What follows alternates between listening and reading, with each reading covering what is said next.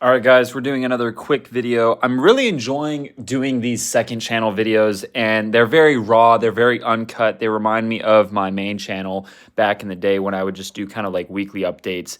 And so basically, I want to do all sorts of like kind of just overviews and kind of like the backstory of some of these products because I have so many products. I have thousands of products now on my website, and there's so much like lore to this that I want to start like sharing with you guys because, I might make a Deadpool and a Wolverine figure, for example, but you guys don't really understand where it came from and kind of the backstory. You just see the final product and you might have purchased one of these. And if you do, thank you very much.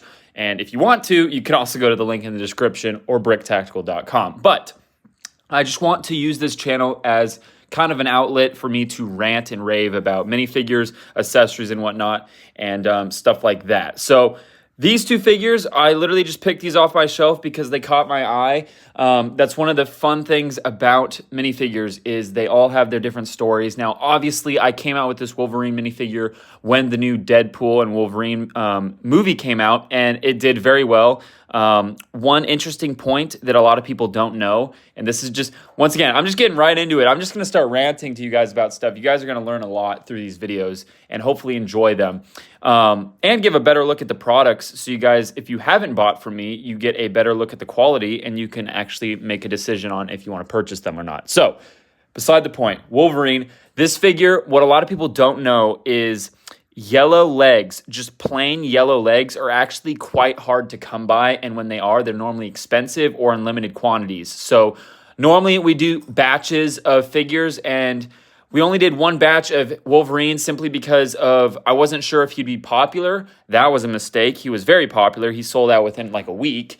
And also, like I said, yellow legs are hard to come by. And another piece, his hair and these claw pieces are kind of annoying to buy as well. I believe I got those from overseas in like Germany or something. So those were hard to get. But other than that, everything else is pretty straightforward. I gave him dark blue hands because it really matched with his dark blue printing detail, and I think it looked really good.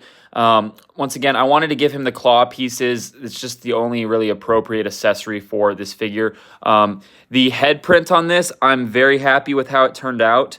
It looks really good, in my opinion. It really gets his character, and I don't know the name of the actor, but it really gets that point across, in my opinion. So really happy with how that turned out, and the hair piece is really cool. But overall, I'm very happy with the minifigure, simply because I really like the yellow and dark blue color scheme. I don't think I've really ever seen that combination. It's got a lot of line work on the design.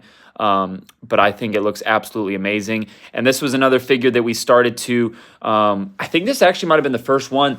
I'm starting to do more front and back arm printing. So in this case, I just call the sides of the arm, that's just arm printing. And then you have the front and you have the back of the arm. And in this case, all it is a simple like line, like a pinstripe for like the seam of his like outfit, if you will. But I really think that breaks up the blank spots on minifigures. So I'm trying to do more of that. But that's kind of the backstory of Wolverine. Also, let me know how you guys like the quality because this is just on an iPhone, this video, but it looks pretty freaking good. So that's Wolverine. He's currently sold out. I'm debating on making more. I just don't know if I've kind of passed that threshold of like, I don't know if it'll be popular anymore. So I might do that if I can get more of the hair and the claw pieces. So that's Wolverine. Moving on to Deadpool. Deadpool is an interesting one simply because this is a very old design. I think I've been printing this exact design for, oh boy, at least 2019, if not earlier than that. So what's funny about this is I've been printing this, exact same design forever. And I think I was out of stock of these for a while, and I just wasn't planning on restocking him because I was like, it's just Deadpool. Like, it hadn't been selling as well. And then the movie came out, and boy, did this pick back up. And I've been making so many of these. I actually just made another batch of them.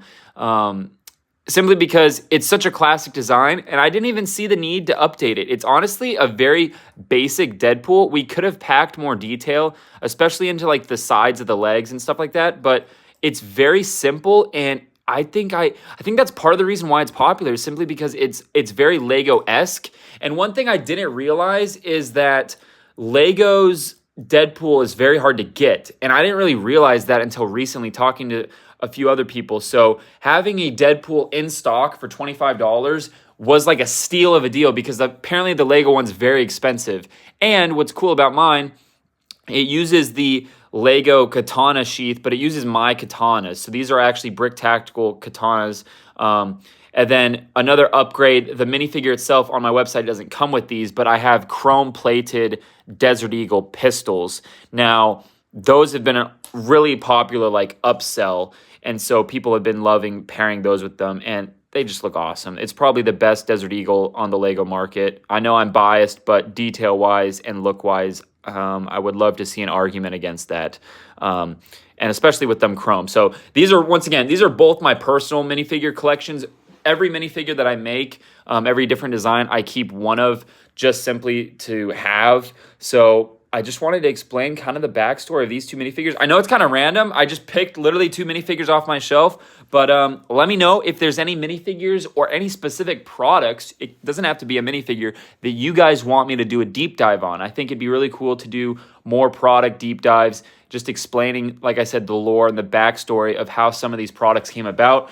Let me know if you guys like that idea. Let me know how the quality is. Let me know if you guys enjoy the ranting nature of this. All that stuff will be extremely helpful in the comments down below. Thank you so much, guys. Check out the website, BrickTactical.com, and I'll see you guys in another video.